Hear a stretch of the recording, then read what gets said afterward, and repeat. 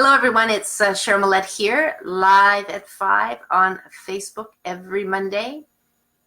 Well, don't hold it against me if it doesn't happen, but the idea is to be consistent and to share about all things healthy.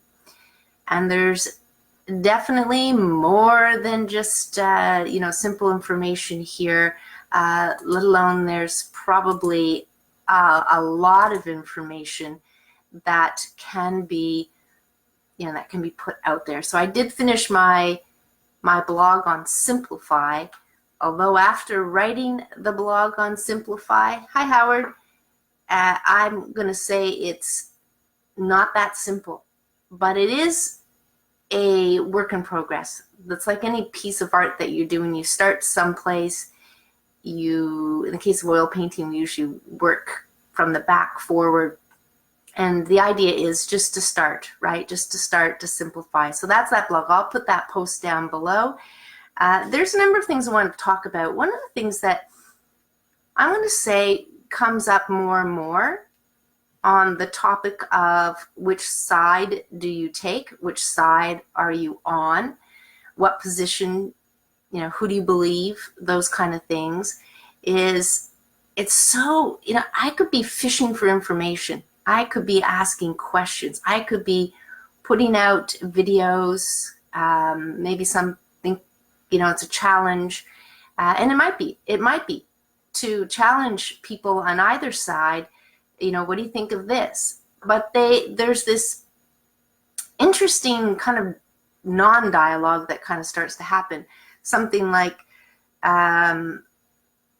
oh, it's because it's this channel, automatically it's fake news, or because it's this, these other people said that they're wrong. Well,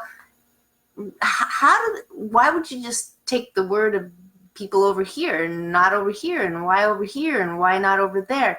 It's so easy for people to possibly go into the places they do when it comes to looking at anything. One, because, well, that's what they've been telling us for years. Two, well, so-and-so who I absolutely respect says it. More people believe it than on the other side. So there's all these reasons why we would go and believe something. And when people say, well, you're not credible, or whatever that is, without even understanding what people know or don't know. And it's interesting. It's interesting because for me, I'm taking the middle road. I want to hear both sides. But when people just come in with information that's all it is like calling names, not giving me any information in the way of answering or anything. It's just all the same. I don't know. It's just almost like you're wasting your words, because I just can't hear that. You just got, people just gotta be able to respond if they can in a logical, patient kind of way, and if anything, spend the time to explain, because quite frankly, there's a lot of people that don't understand a number of things. And, just like doing a class on Saturday and somebody didn't know what a dandelion was. They're from a different country. There might be a different name to it. And it took the time, 5 minutes to kind of explore dandelion and to explain different things and how it's helpful for the liver. But really, we don't take the time to explain things and have people understand. That's just assuming that everybody is watching the same thing, hearing the same thing, wanting to take sides. The idea is we should be kind of directing towards, well, what is the truth? And in this case, a couple of topics I spoke about recently, what is the truth? And, the safety factor. Now I'm going to jump into something that also kind of just, something for all of us to think about. Here we have, children. I'm just going to call them children. And sometimes we can say, yeah, they're smarter than we think. And all of this stuff. But the idea is, right now there's a lot of anxiety. I don't even want to put that out there, but let's just say anxiety exists. And I get the impression, and I also have had experience in it, and people telling me that it happens as early as, grade 4, grade 5, possibly even earlier. They're anxious about something, not wanting, worried about something. And I think the whole agenda of bringing something like global warming, even if I have to use that as an example, to the kids, and I mean, they are at a time in their life when they should be having fun and learning the basics and enjoying and maybe playing the board games and just, they're just exploring.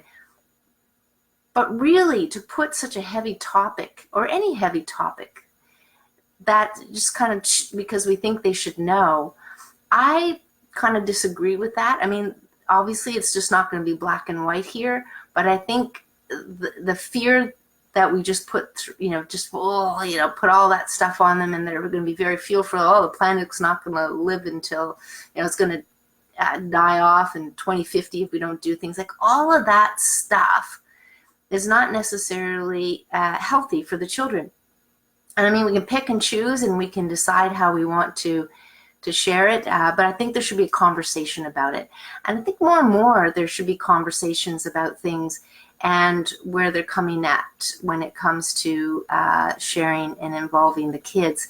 It's, I mean, the Trump example that I'll give you really blew me away, because here it was, he got elected, and it was pizza lunch, and I think it was like the Thursday or the Friday, so a couple days later. And I'm at school, and I'm preparing. I prepared the veggies for it. It was for 3 years. I don't need to do it anymore. But I'm coming in there, and it's from kindergarten to grade 6, and I'm noticing right off the bat there's all these papers that are cut up and strewn, because the school was attached to a community center, so that you had all of these papers all lying on the floor. So I asked grade 3, I'm going to say, just by the position of the desk that I remember, I asked this grade 3 kid, and I say, so what's going on with all the papers being on the floor?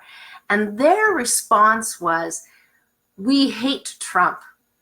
Now, for a grade 3-year-old to come up with that and so passionate, and I came back with some, well, we really shouldn't be hating anybody. We should be, learning, understanding what's going on here. The young girl beside her says, yeah, we should, we shouldn't hate anybody. It doesn't feel good. But the idea is, and I'm going to get to the next part here. I don't care if I'm in any order with what I put up there, but the idea is, when we're in those feelings of hate, when we're in those feelings of, we breathe differently. There's it's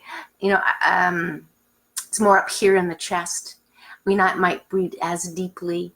And then from there, you go from sympathetic, which is the fight or flight, to from the parasympathetic, which is rest and digest, which they're supposed to be doing over lunch. But the idea is, we have these heated conversations over dinner and food and meals, and I'm not sure if that's a good thing. But the idea is we have this all connection, when we're thinking and getting all riled up, and then having these crazy, the panic, with this global warming, and then,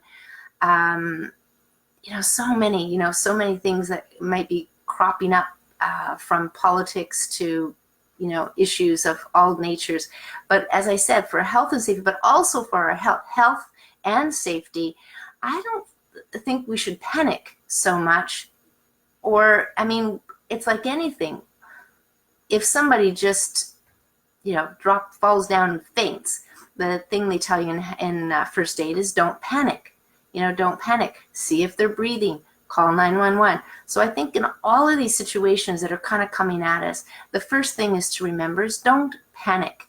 And the breathing, I'm going to go over numbers that you might have already heard of this breathing technique. And what it does, just so that you have context with what I've just been talking about, what it does is it brings us from the fight or flight, so that, adrenaline, cortisol, digestion doesn't work the same way. And so you have that, to the parasympathetic, which is you're relaxed, you're feeling relaxed, your nerves are relaxed, so you're digesting better, therefore you're absorbing more nutrients, and so forth. So you can see how I even slowed down just thinking about it. But let's go through it and write this down, or remember it. It's actually not that complicated.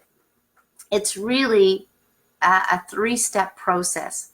And I've actually talked about breathing before, which is when you breathe in, you pause, and then you breathe out, and you pause.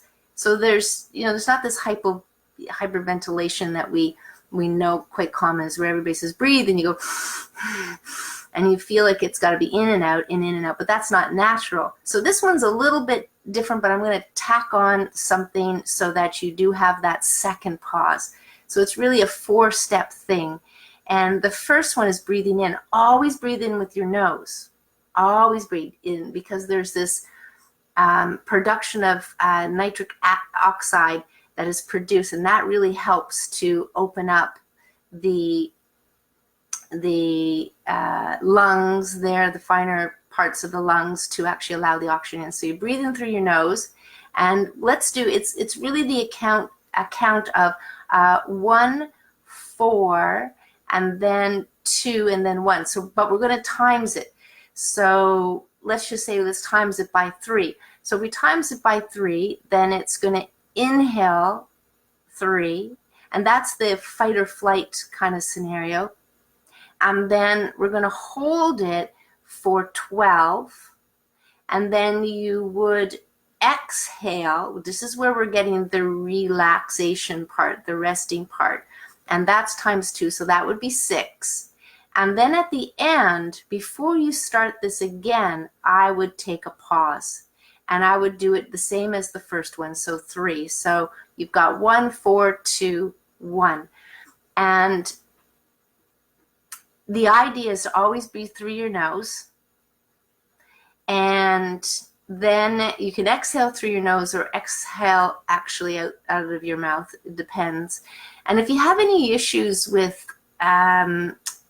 breathing in through your mouth, I know as I was a kid, I must have been allergic to things or mucusy for whatever reason, because my mother used to say, close your mouth, but it's true of so many people. When we're congested up here, we breathe in and out of our mouth because we have to have a certain amount of oxygen, but breathing in through your nose will give you actually the ability to take in more oxygen into the blood, which is very helpful. So just remember those numbers. So it would be breathing in 3. Now, good posture though when you're doing this, and then you hold it for 12. Then breathe out. Pause, and then you repeat it again. So that's the 4, and I'll put the numbers down below in case you're actually driving or something like that. Hello, everyone. But it's part of yoga, actually, why I'm sharing that. I've tacked on to the pause because I think there should be a break at the very end before you kind of breathe in. You've just breathed out, and I think it's important to take that pause. If it's 2 seconds, 1 second, 3 seconds, whatever second that is, that's important. And pranayama, so prana being kind of energy, and yama, which is the art of breathing, that is from my friend who's a yogi. He talks and teaches pranayama, because all the physical yoga stuff, sure there's stretching, sure there's moving, sure there's strengthening, that's all good, but he says the main focal thing is all the different breathing that they do. And there's breathing to learn how to, with the diaphragm there, but with this to release the tension in the solar plexus, to where the belly is and to the sides. So breathing in is just much more than just breathing into the lungs. And there's a breathing that I do in the morning that I learned probably well over a year ago called G breath. And it's to get the mind into a gamma state. So we're used to hearing a theta and beta and delta and alpha. But there's another one called gamma. And when you do the type of breathing, it actually, I mean, I'll just share this. I don't think I've ever shared this on camera. But when I do that breathing exercise in the morning, I actually start seeing colors. I actually start seeing, and now for me, I start seeing a lot of this beautiful, like lapis blue spots and stuff. And once I start thinking, and over time, because I'm not doing the same breathing, it just, disappears. But I can bring that on now in many cases if I want to, just don't have to follow through to that breathing. But that's the idea. But it really, there has to be that kind of relaxed state, that rest, that going into parasympathetic, that rest stage. And this is where we want to practice it more and more. So whether you have break being in your car, break being on the subway, break because every hour you need to get up and move if you're at a desk, or you're getting something to eat or something to drink, do that breath. Even if you just do that formula, the 1-4-2-1, once, that's better than none. And you're going to start to feel how things relax. Then I would just say that it's now a conscious unfolding from there, where you're deciding that I'm going to relax my jaw. I'm going to relax my tongue. I'm going to relax my eyes. And you can actually flow into that as you do the breathing, or as you finish the breathing, to actually feel the various parts of the body relaxing, and just kind of intending and consciously being aware of the various parts of the body relaxing. And that is something people are doing in the case of a meditation. A relaxation meditation is using breath to actually relax various parts. Fine if you're doing that. What I'm really suggesting is you actually kind of engage in some sort of breathing exercise throughout the day, especially if things are getting hectic, and this will help you focus. So here's one of the coolest thing about doing that breathing and getting into that rest state, that relaxed state, is actually you'll be more creative.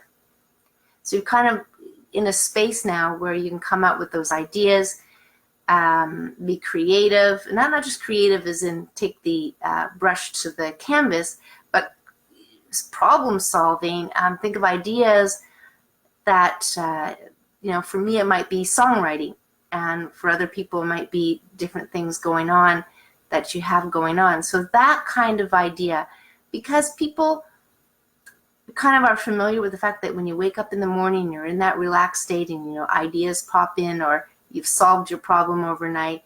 That's kind of the same thing but that's kind of sleeping to get that effect. Now you're going to actually be able to get that effect while you're awake. So ask a question. So while you're awake, while you sleep, we can do life analysis, which I do with people, or you can do dream analysis.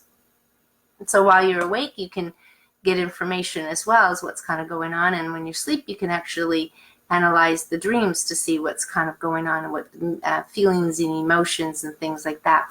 So kind of cool that way. So it's really in the side of any information is to stay open and to just absorb information, and then we kind of take our positions for the reasons we do. And we all have the right to be curious. We all have the right to challenge, to question. And I find that sometimes people don't even want you to do that. Why are you even questioning? Dip, blah, blah, blah, blah. And it's like, because I can, because I want to, because I'll never stop doing it. It's because of who I am. But I think a lot of us sometimes won't question because we don't want to look stupid. I mean, that's the old school thing. We don't want people to say something about way we're thinking, or because we're questioning, so we don't. So just do it, because more and more I'm just gonna do it, whether I think anything of it anymore, because I want to see what people have to say. I want to hear their opinion, and but hopefully, they're just going to be open to giving me more than, you're listening to fake news, Cheryl, or you're but it's all these scientists are right. Well, what are you really getting at? What scientists? What do you? So a little bit more than that. So we've gone through everything today, I think, for the most part. Does anybody have any questions? I mean, the idea is to be open, to communicate with each other on our opinions, and I think really that kind of comes down to thinking for ourselves, and people really just want to kind of listen to people who they feel have all the right answers. But guess what? Science that's the whole thing about science and being a scientist, perhaps, is that to question and to actually review it and to look at it again and to look at it from a different angle. I mean, this is science. At the heart of science is that we discover new things, that we just don't stop. We keep going. We want answers, but at the same time, we just don't want to say, well, that's it, that's done, it's over, it's finished, that's the way it is. Really, most of what this is kind of going on should absolutely be checked, open for other ideas to come in, open for different ways to look at it, open to, so even science and scientists, they know some of this. And this is why I think some of these responses I get is like, oh, well, they're paid by the so-and-so company. And they may very well be. So that's a part of the equation. Why aren't they guessing? Why aren't they open to hearing other things? Why don't they comment or like being challenged? Because we should be challenging when it comes to science, because they don't even have the right equipment to figure out things. And they're the ones that are actually saying this. And one of the top physicists, which I talked about, Richard Feynman, talks about in his book. I mean, all science and scientists are doing is observing and trying to see what they observe. And if they observe longer, then they may discover that it can be looked at in a completely different light. And he likens it to chess. But it's a really good piece in that book about, what did he say? He likened it as to the scientists watching a chess game being played with the gods. The gods are playing the chess game, and scientists are just observing what is happening. And if we look at something and then all of a sudden we say, that's it, that's it, close the book, stop watching the game, leave the show, whatever it is, then we might be missing out on something that is still yet to come. So I think that that's where the be open is, and really as people who want to make a choice, want to decide what's going on, they can. And the other thing I wanted to bring up today, kind of a little bit over on another side, is really gifts. So I feel very strongly, people say, well, I'm not good in math, Cheryl, I'm not good in art. And I think what we can accept is that each and every one of us has gifts, maybe one gift for who they are, what they're going to spend time, but we all have gifts. And that's what exploring what your gifts are is something I think is part of the journey in life, is to actually explore what your gifts are. If you know what your gifts are, great. If you can come up with a few things that you're good at, but the idea is there's gifts, and it's not necessarily what you think it is. Sometimes it's just the gift of being a leader. Sometimes it's the gift of, being compassionate or understanding or communication, being clear. I mean, those are gifts too. And we can look at it differently in the light. When I say gifts, look at it differently. And breathing, so important.